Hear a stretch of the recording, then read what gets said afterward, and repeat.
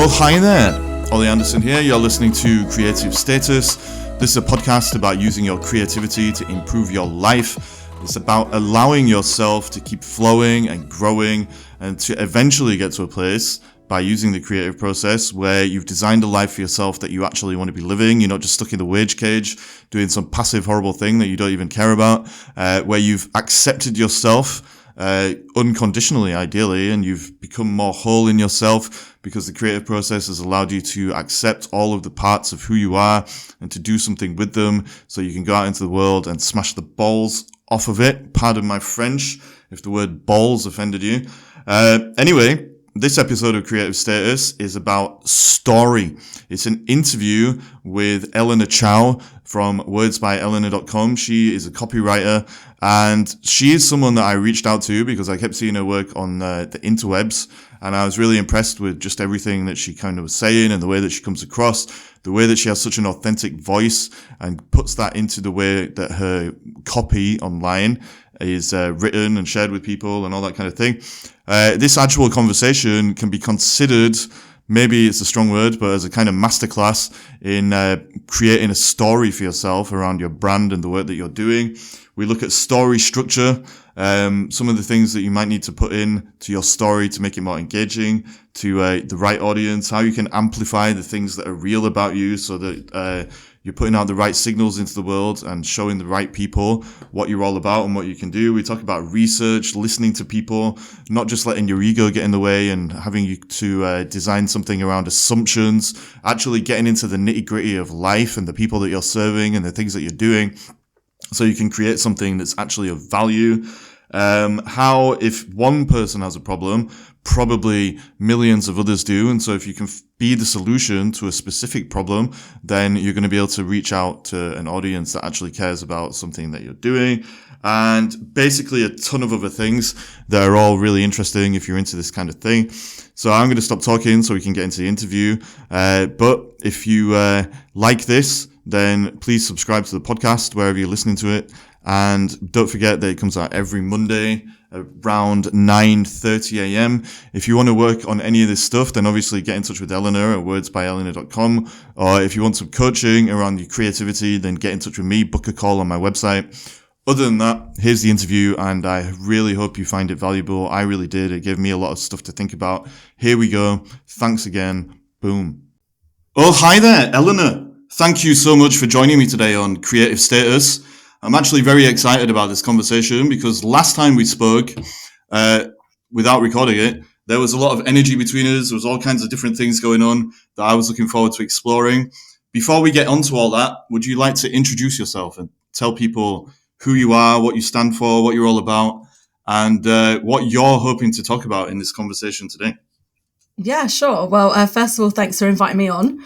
So my name's Elena, and I'm a website copywriter, and I run my own copy studio called Words by Elena. And essentially what I do is I write websites and tell stories for businesses that, well, I like to say that they're businesses that really give a crap about what they do and what they sell. And I've been a copywriter for over 10 years. But I spent a lot of that time working in-house for big beauty, fashion brands, things like that. And then a couple of years ago, sort of coming off my maternity leave in the middle of a pandemic, I realized it's just so soulless. And I was just quite frustrated being a cog in a big machine. So I stopped and I just went it on my own. And now I work with a lot, like the businesses are smaller, but smaller in size, but not smaller in terms of ambition and so I just feel like I add a lot more value to those kind of companies and help them find things like their voice, which I think you're excited to talk about today, and we can dig into that a bit if you want. Yeah, so that actually is one of the main things I did get excited about, this idea of finding your unique voice and using it to tell stories that actually allow you to kind of really connect with people and resonate with the real version of whoever they are. It's really interesting that you felt you couldn't do that to the extent you wanted to in the kind of corporate world where you were just a cog in the machine, and that actually you had to step back from that way of doing things so you could develop real relationships with your clients. Do you think, just to really like just jump into all this, do you think that having better relationships with your clients allows you to find their unique voice a lot easier? It's almost a loaded question because I know it's kind of so obvious, but do you, but yeah, like how does having those closer relationships allow you to kind of get into figuring out their real voice, and how do you actually do that as well? I think you definitely you get to the meaty stuff really quickly when you work one-on-one with people. I think in the corporate world, there's always, there'll be like 10 people around a table trying to decide on the branding and the messaging. And there's always a lot of red tape and a lot of conflict. And you might have like a really clear idea, but it gets overridden by other people that are further down the chain. But I think when you're in a smaller size business or you're working one-on-one with someone, first of all, there's none of that. You can just cut straight to the stuff that you want to talk about. And I always preface everything with, I'm not recording you. This isn't going anywhere. I'm not writing a press release.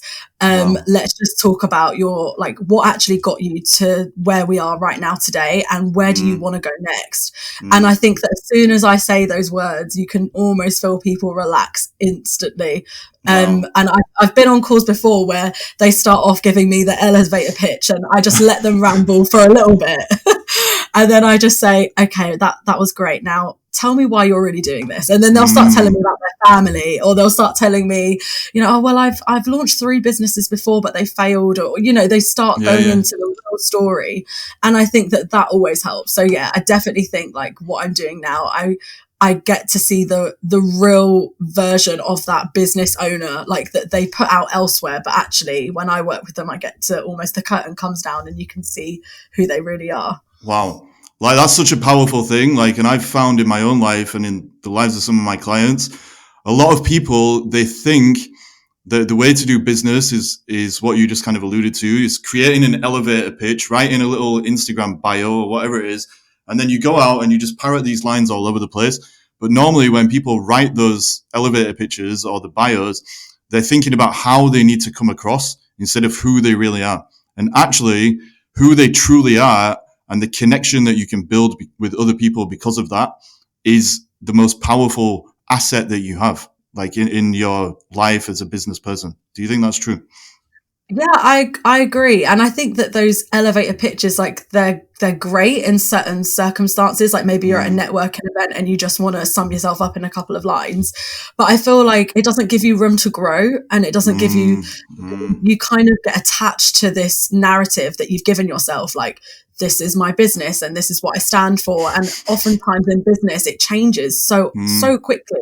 So what you were doing, even 6 months ago is not what you're doing now. Or you want to pivot, you want to talk to a different audience, but then you've trapped yourself in like, this is my bio, this is what I stand for. So I think that it does help if you strip that all away and you revisit it often. Like, actually, is this what I stand for? And knowing if it doesn't fit you anymore. Yeah, I love that. It's true. Like every human being, when we've been real with ourselves, it's that thing, isn't it? That we're not like a finished book, or we're not like a complete story or anything like that. We're a work in progress. And like you said, it's always been written. And if you don't know that, then you think you have to put yourself out in the world as been something that is finalized, something that's complete, and something that's not going to change. But by doing that, you're taking yourself away from your own nature. And so this way that you're talking about is ultimately aligned with continuous growth and continuous evolution and improvement and all that kind of thing.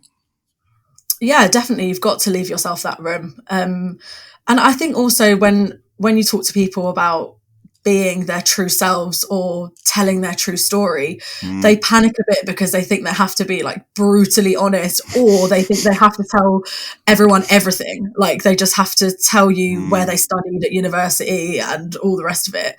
But actually it's only telling the parts of your story that there's a reason, like there's a moral to that story. In a similar way where you tell a child a fairy tale because you want them to not talk to strangers. So it's like you're telling them a story, but there's a moral under it. So I'm going to tell you this story about my business because I want you to know X. And that's what you need to go into, I think, conversations, whether you're like pitching, for investment, or whether you're just showing up on Instagram stories. Like you just have to think, well, why am I sharing this? And what is the moral of this story? Mm-hmm.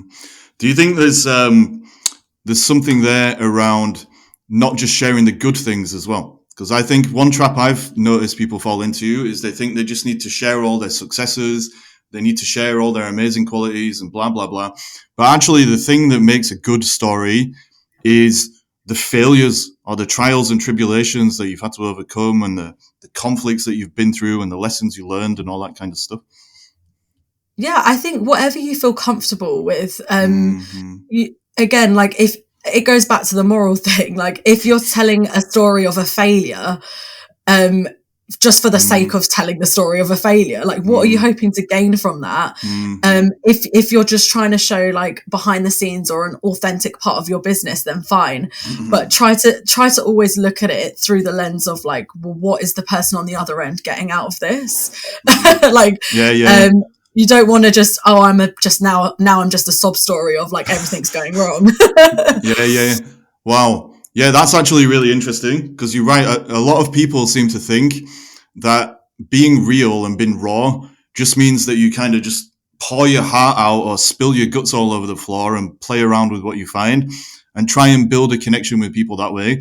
But actually, the only reason people care about your story or anyone's story is because it helps them to understand their own story better. It helps them understand themselves and the journeys that they're on and all that kind of thing.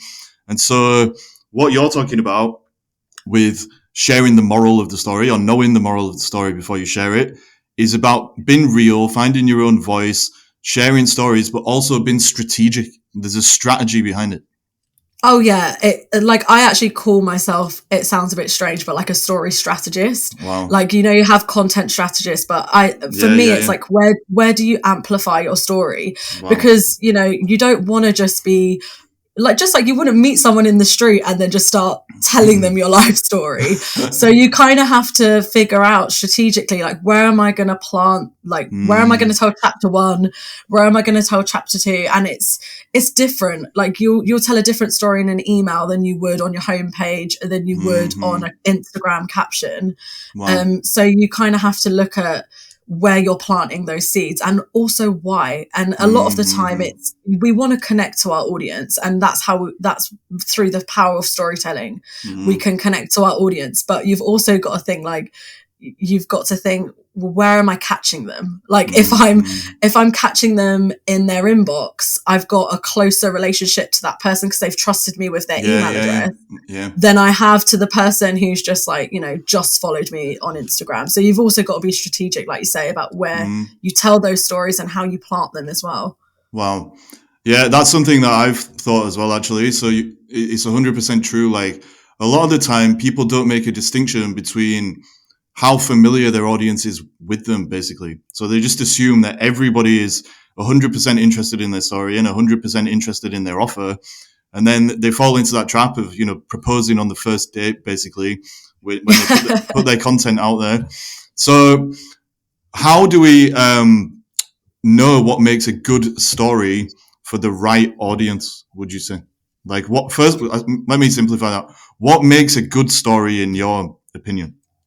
Well, it's got to follow a typical story arc, I think. Like there needs to be, the classic beginning, middle, end. There needs to be some kind of transformation. Like you started at one point and then you end at a different point.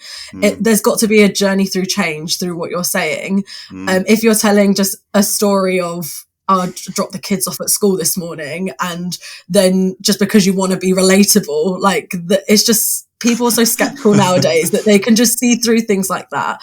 So I think that you should really map it out. Obviously, specifically what I do is looking at how to tell your story on your website.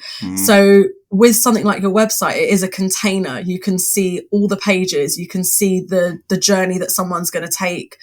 You don't know whether they're coming in on the homepage or whether they're coming in on a sales page, but you can kind of figure out where you can weave the story in. So it's a little bit easier because it's kind of like in a contained place. So I would just start at least with a blank page and jot everything down. And I think about your business story first. not all the little stories that make up all your day, but kind of like how you came to be, what you're driven by, what your values are. Like, this is all part of your hero journey, basically, if you were a character. Yeah.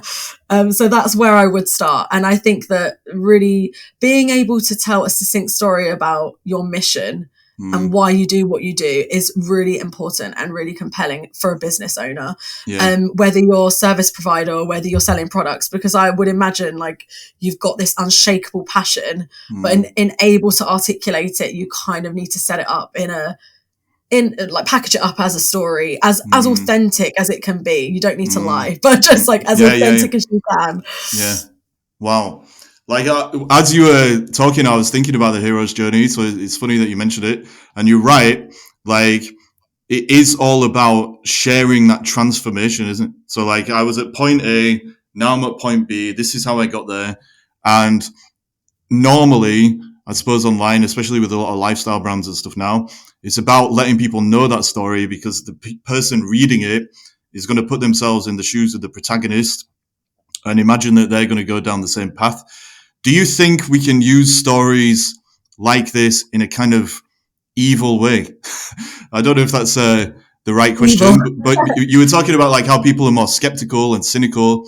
And I think that's also true. It's because people are abusing this kind of stuff online a lot of the time. So especially a lot of influencers and like certain kinds of coaches and stuff like that. They know that if the story presses the right pain points, then they can kind of, I don't know if manipulate is the right word, but they can kind of manipulate people into buying things that aren't necessarily going to serve them. I don't know if I'm being too cynical now, but. No, I think like sales psychology is a thing that people, they want to find a hack. Like, how do I tap into someone's emotions? So it is something that's been, used for the powers of evil as well as the powers of good. I think like as a consumer, you've just got to, before you purchase anything, ask yourself, like, am I buying this or buying into this person for the right reasons? There's only a certain amount of safeguarding. Like you should safeguard yourself basically from not falling into that trap. It's hard. You can't police these kind of things. You can't call a brand out to say, you told a really sad story and now I bought the product and now, but you should be aware that, storytelling marketing has been around for a really long time and people are pushing those buttons whether you're aware of them or not. I think as a business owner, always use it for the good, because you want to connect with people and work with people that you want to hang around. And I think if you catch someone with a story and try and pull the wool over their eyes, they're gonna figure out you're lying to them at some point. Yeah, 100%. You don't want that experience. So you don't want them to come back and say, like, I bought this course because you told me this sob story and it related to me, and then I bought it and it was nothing what you'd promised. Like, you're going to get caught out eventually. Yeah, it's good business, I suppose, to be authentic and to tell the real story. Because if you are evil, you use this evil storytelling. Yeah, you might catch a few flies, but they're not going to come back after they've realized that you were being evil and lying to them. How do we how do you think that we can take our story and share it in a way that's interesting if we think we're kind of boring? So I think a lot of people feel like, there's all this pressure to tell stories and to make connections and so on and so forth. But when they're looking at themselves in their lives, they think, oh, I'm actually really boring. Like I'm a housewife or whatever it is that they're saying to themselves. Are there any techniques we can use to kind of find an interesting story? Because I personally believe everybody has one, but if we're living it, we don't always see it. So is there anything? Yeah, we all have a blind spot when it comes to ourselves. Like we don't, I feel like in general, we don't like seeing all of our successes or articulating our successes. Like you already meet someone that's just like, I'm perfect and I know what I'm doing. And we're all suffering from like this imposter syndrome, or, think, oh, I'm got this business, but I don't know how I got it. Like you just feel like you're winging it all the time. But I think if you think that your story is boring, you're probably not asking yourself the right questions, or you're looking at your story in the wrong way. So I think like the first thing I do with any client is I almost like play detective, and I try and ask the right questions to draw out the story. And then I try and restructure it and reframe it and let them look at it with a different mindset. So I think that always helps. If you're trying to do this on your own, I would just, take yourself away. We don't spend a lot of time on our own with our own thoughts, like not nearly enough. So I think if you're struggling to find like, well, what is the story I want to tell of how I got into business, then sit and ask yourself, okay, well, when was the turning point? Like, when did this business go from being an idea to actually being a living, breathing thing? Like, when did I start charging money for what I'm doing, and then find that turning point. And you'll find there was a journey there. There's always a tipping point of like, oh, well, I was sick in my 9-to-5 corporate job, so I started doing this business on the side. And then I got my first clients through this, that, the other. And you might think that's really boring, but actually like that's your truth. So I think if you think your story's boring, you're probably either not asking the right questions or you're not rebuilding it in a way that is engaging or that you can see the success in it. I love what you just said, like about the truth, because I think if people do think that their story is boring, probably they're neglecting some truth at some level, because I think we're all on these journeys that you've talked about where we're constantly evolving, we're constantly transforming. And the only way that we can do that is by accepting more truth in our lives. And so if you want to tell an interesting story, you basically need to look at that journey in the context of your own life. Do you think there are any, well, I know you probably already do think this actually, what elements do you think every good story needs to have? So you kind of mentioned the turning point. Other examples might be like, I don't know, conflict or friction or whatever it is. What do you think the building blocks of a good story are? I think it depends on where you're telling the story. So like, obviously, if you're talking about, I want to stand up in front of someone and give them a 5-minute rundown of my life story, it will be different to like, I've got 3 sentences on a landing page to kind of build up some instant connection. But I think always start at the most interesting point, like start where the action is kicking in, I think is probably a good tip. Like, you probably don't need the preamble and the context. You probably just need to start at like when things start kicking into action. But I think if it helps you, write the whole thing out, and then you can start seeing the bits where like, they're capturing attention, and also practice and test the story on people, like, your friends, your family, your business bestie, like your mentor, like read it out to them and be like, when did I lose you? Like, at what point did you disengage? And at what point did you start leaning in? And I think that's the only way whether like you're just constantly crafting it and constantly perfecting it. So I think that's the best way, is just to test and experiment and see, a bit like, comedians go on stage and they practice their set like 30, 50 times before you actually see the final product. Yeah. So you need to go in and be like, okay, do I need to add a pause here? Do I need to add another adjective here to like get them engaged? So I think it's always good to practice. If you're doing it yourself and you're really not sure, like, oh, am I boring them or is this interesting? I think definitely asking for opinions from trusted sources will help you. Yeah, I love it. I think a lot of people, when they're writing their stories online or they're making content in general, it's kind of a solitary thing, isn't it? Like they just create whatever it is and then they send it out into the void and then they just wait for the response. But actually, like, what you talk about as a copywriter is that actually a big part of the content creation process, or the story creation process, is the research and the testing and all those kind of things. And I suppose taking that approach is actually going to allow you to be a lot more engaging in the long term, because it's not just assumptions in your head. You're actually figuring out what people do care about and what they're going to respond to, because you know your audience better as well. Yeah, you can never assume. I think like you can have an idea of what your business is, what your branding is, what your marketing messages are, but you can't assume that that is actually what your audience is looking for, and whether that even lands with your audience. So like another really interesting place to look for your story and what's connecting are like in your customer and client testimonials. Like I spend a lot of time either speaking to customers or mining testimonials, and you just sometimes you can see familiar themes, you can see and it can be so different to what you have in your mind of like, oh no, this is what my unique selling point is.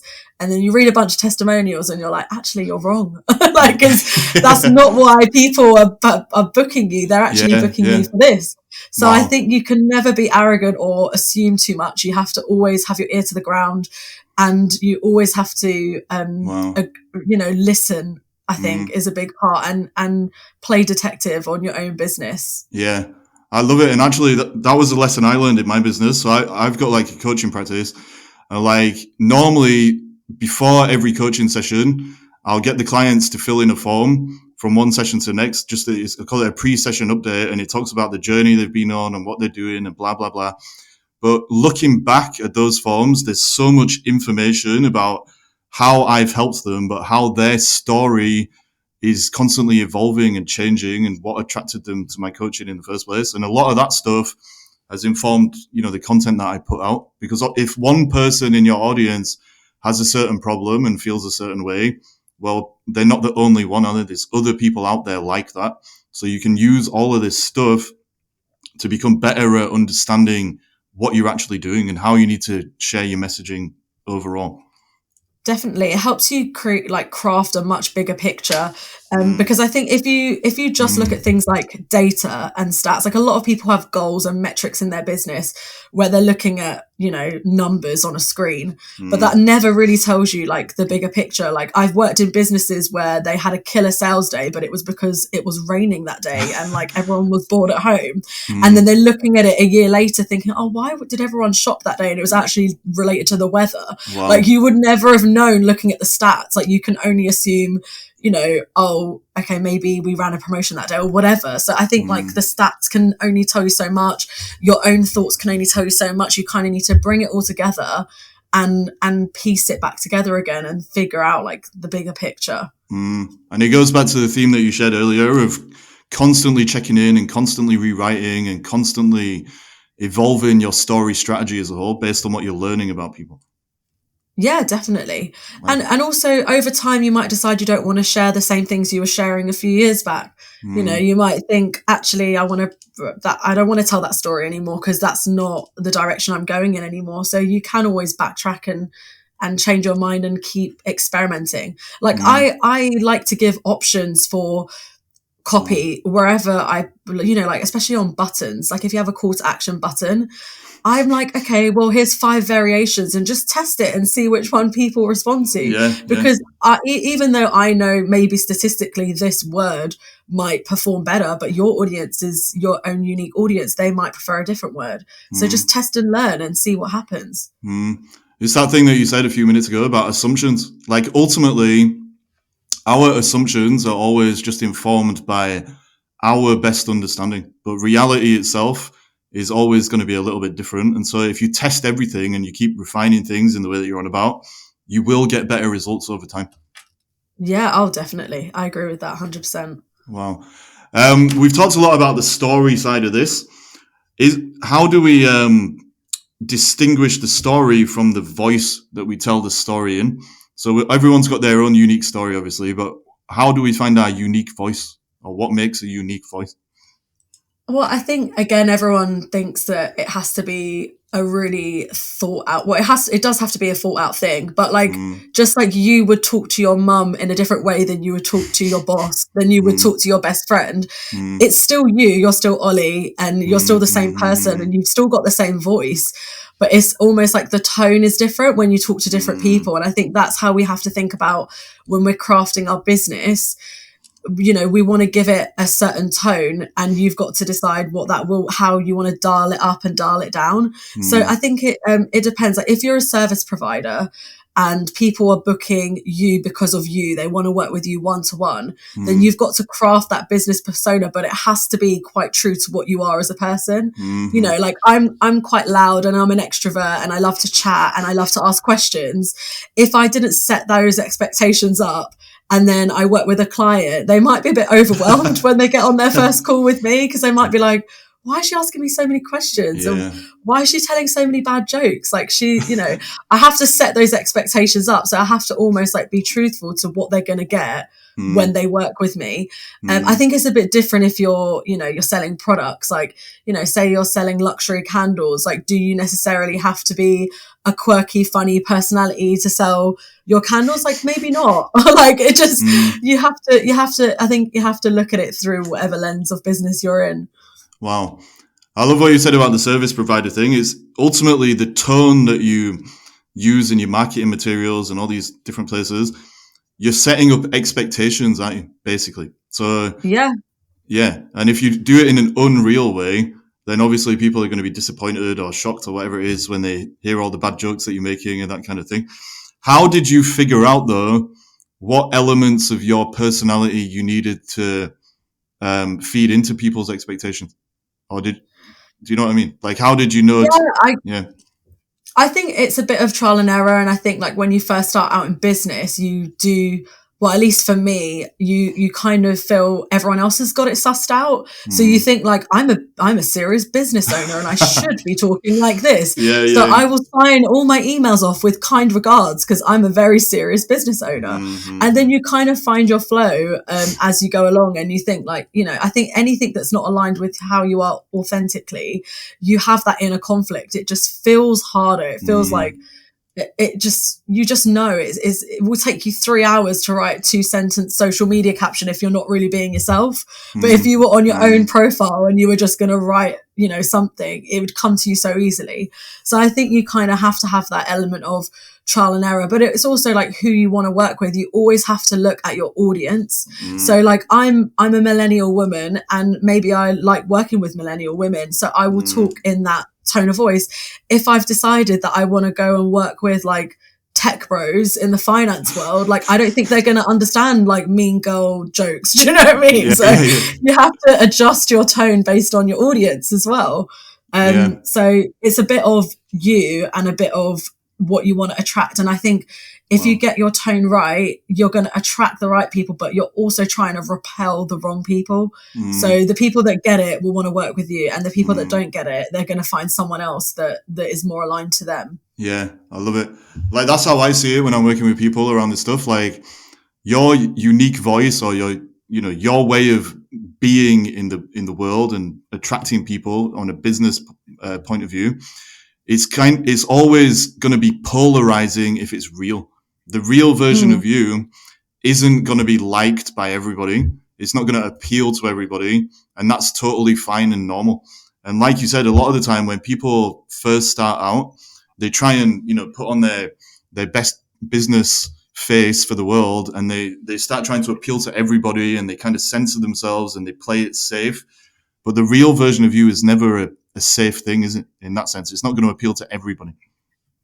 No, you can't have just like a palatable version of yourself. If you're trying to, if you're running your own business, there's a reason why you're running your own business, and you're doing it so that you can work on your own terms. So that means not having to adhere to a set of rules. It means just trying to be yourself and build a business that you want to be in and that you enjoy and you're passionate about. So I think that does come down to like being authentic, like you say, and finding your actual voice and like managing your business from all points. So from the time you work with someone, but also the time they first reach out to you, it's consistent. It's still you showing up every time. So basically the lesson is, don't be fake. I think a lot of people feel pressure to be fake even when they are first working for themselves. So like you said, the main motivation for a lot of people to go their own way is to get fed up with the corporate world and all the the rules and regulations they're supposed to follow and the corporate mask that they put on.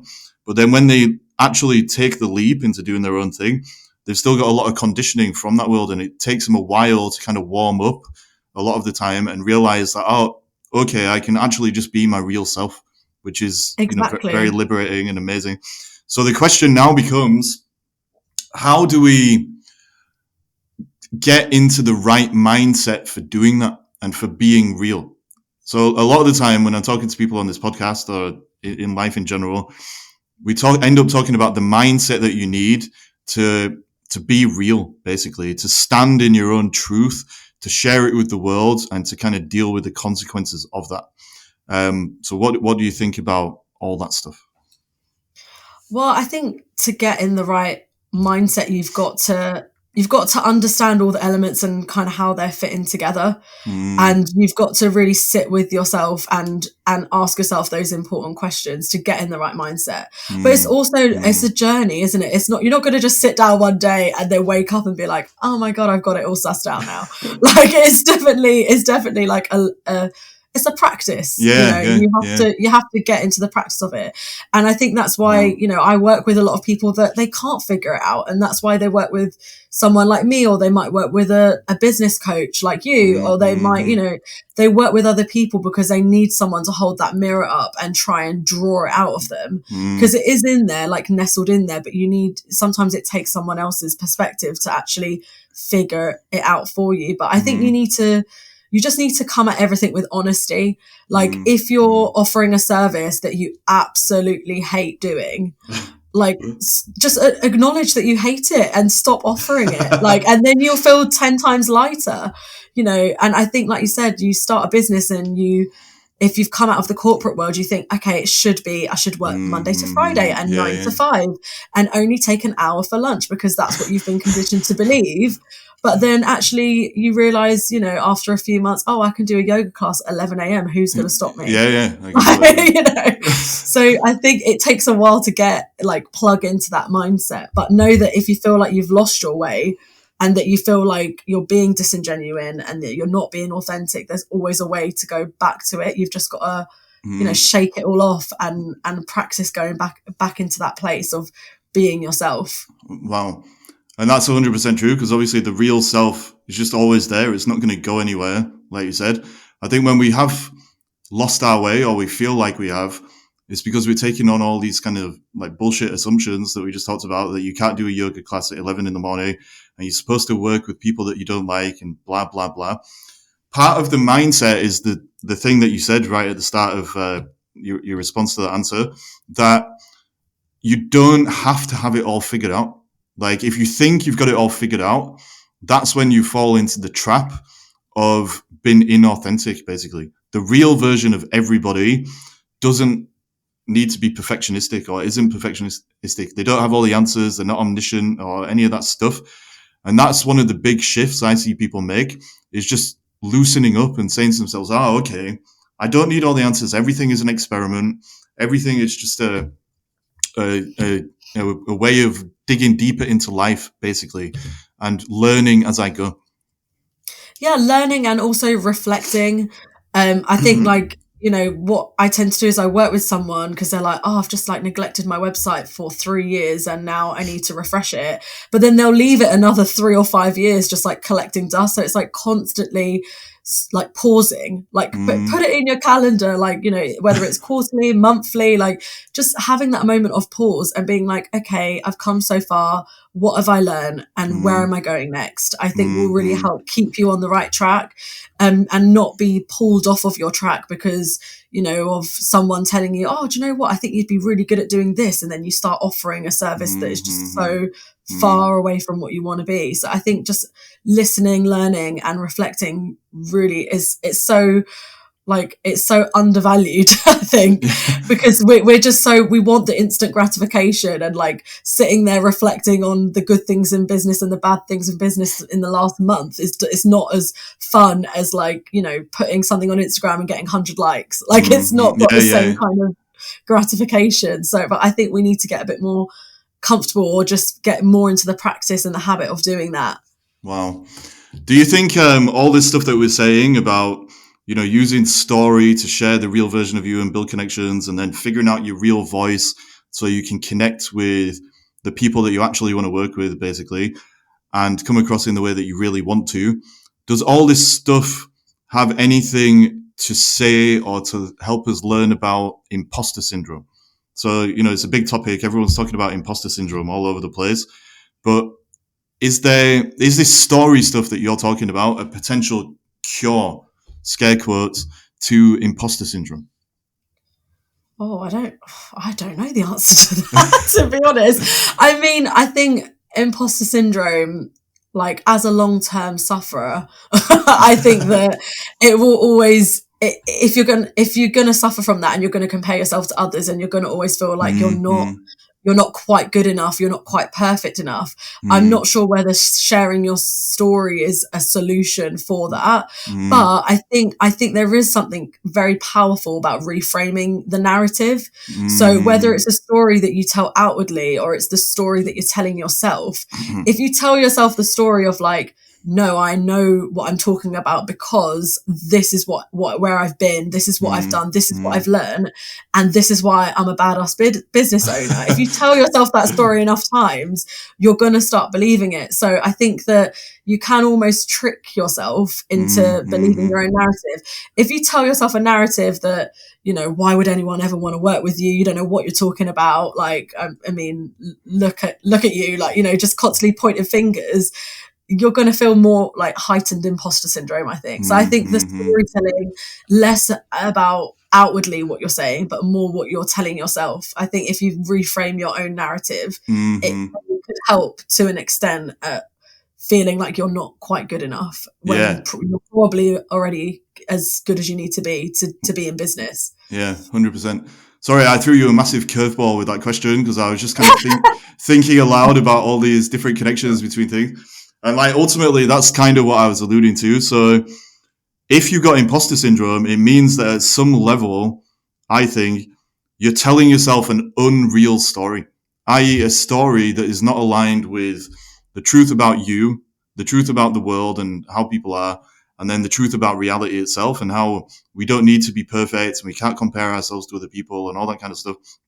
And all this stuff you've shared about digging more deeply into yourself or digging into life and doing research and all these kind of things, you can do that at the level of yourself as well, actually, like you said, and write a story for yourself that kind of nullifies any of the BS that imposter syndrome throws at you.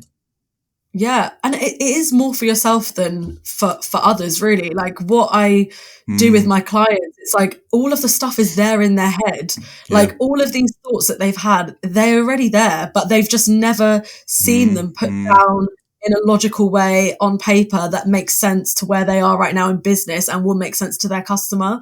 Wow. So it's more about, you know, learning to connect the dots in a better way. Yeah. So I think that it would definitely help if you are struggling with your mindset and feeling like you're not quite good enough. I think that, reframing your narrative can be very powerful and it can help you. Yeah. I think what you're sharing ultimately is internally and externally, there's a process of discovery that you can take yourself through. And actually, if you do it right, then internally, you'll have a better relationship with yourself because you'll understand who you are and your true values and all the things that come from that.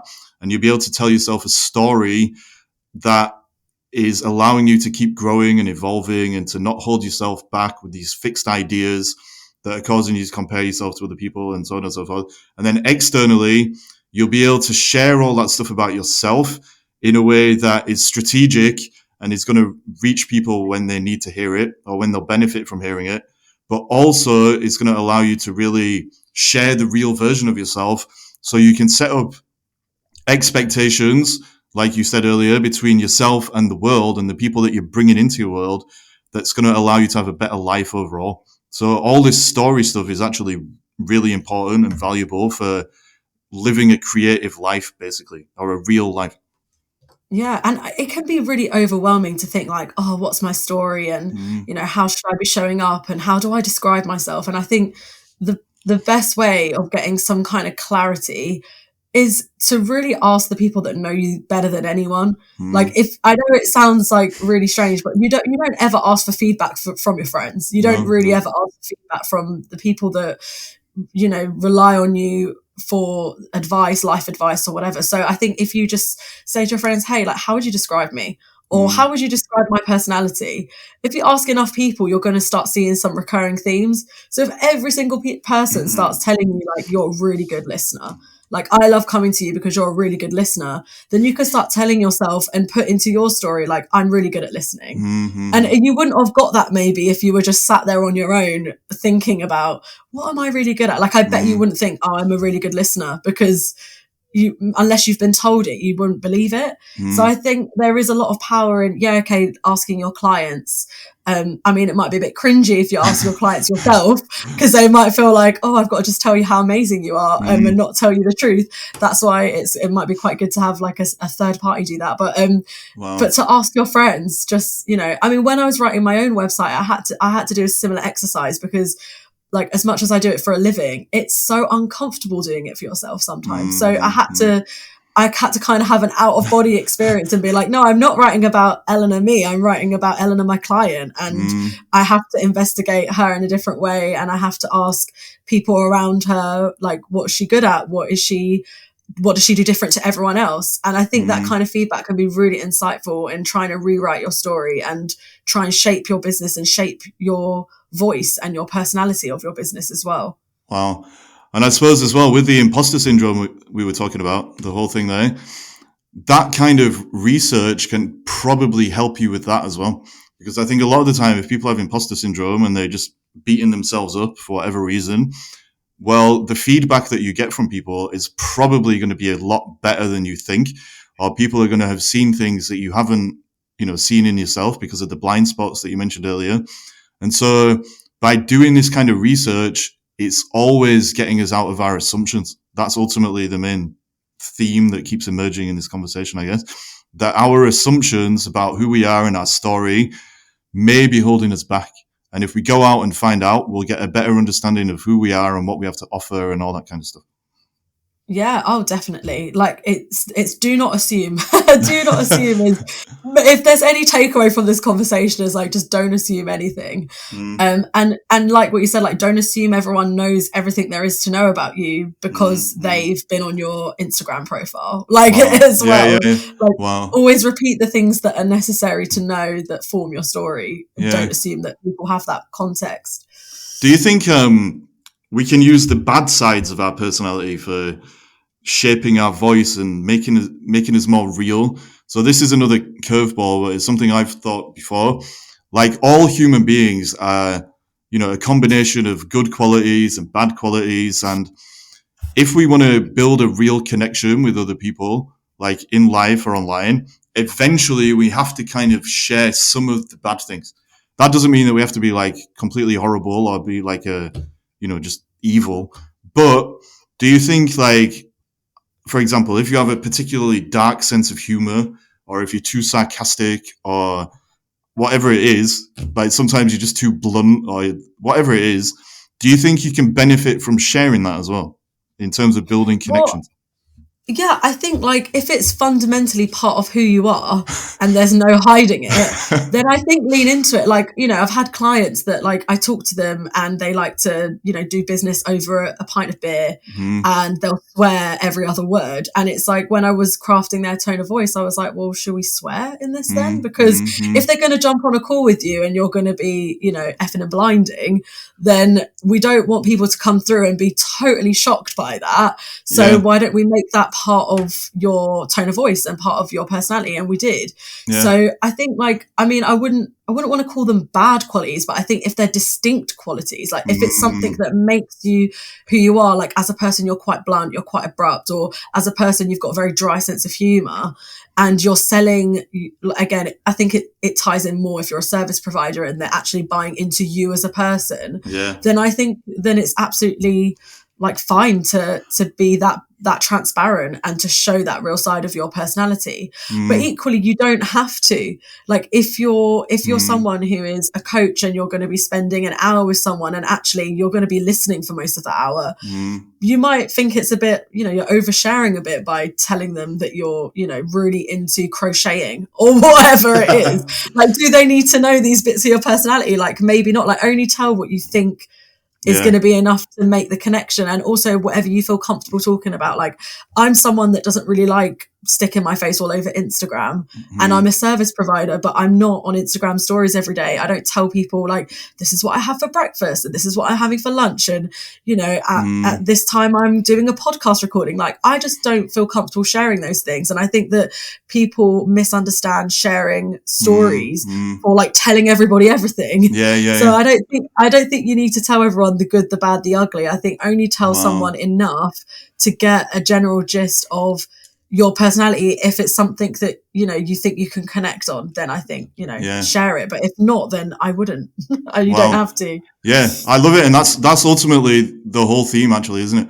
That when it comes to sharing your story and showing up online as yourself or wherever it happens to be, so not necessarily online, but anyway, it all boils down to just doing you however you want to do it. There are no rules, really, are there? Like, as long as it's authentic and you're putting the message out there to the right people, then you can do it however you want to do it. Yeah, absolutely. And it goes back to like building the business that you want, and it's on your own terms. So yeah, just doing whatever feels comfortable for you. Wow. And sharing what feels comfortable for you. Yeah. Wow. Well, Eleanor, thank you so much for sharing all that. Like, the time has actually flown by. It has, hasn't it? It's gone really quick. But have you got any I don't know, final thoughts or anything that you just want to share to kind of wrap all this up and to I don't know, maybe give some final advice about how people can share their story in the right way online? And then can you let people know where they can find you as well if they want to work with you or anything like that? Yeah, sure. So I think final thoughts and final advice, if there's people there that are struggling with their story, I do encourage you to just spend some time in your own brain, just for a little bit. Like, just get it out on paper, ask yourself a bunch of questions to draw it out. And if you're not sure what those questions are, this is a nice segue into the next bit. I have an email list, and every week I send an email and I give prompts, basically, because I say that you can only be a better storyteller if you actually practice storytelling. You can't just sit there and, you know, just listen to someone talking about how great, like how easy it is to write your own story without actually trying to do it yourself. So if you do feel like you need a little nudge, just sign up to my email list. You can go on my website, it's wordsbyelena.com, and sign up there. And it's just like a weekly newsletter that can kind of maybe give you a base to kind of figure that stuff out from and ask yourself those questions and just keep practicing. Wow. That's such a good idea for an email list. Like, that's amazing. Hopefully some people are going to sign up when they hear this. I'll share a link in the show notes and everything, like I normally do. Eleanor, I just want to say thank you for coming on and sharing all this stuff. I found it really insightful. I love talking about the story thing. It's one of my favorite topics. And I just think you've shared so much amazing stuff here. So thank you so much. And anytime, anything about words, story, voice, anytime you want to chat about it, Ollie, just let me know. Well, you might regret saying that. I might get you on here again one day. I wouldn't mind. We could do this again. But yeah, thank you so much, honestly. You're welcome. Thank you for having me on. Thank you. See you.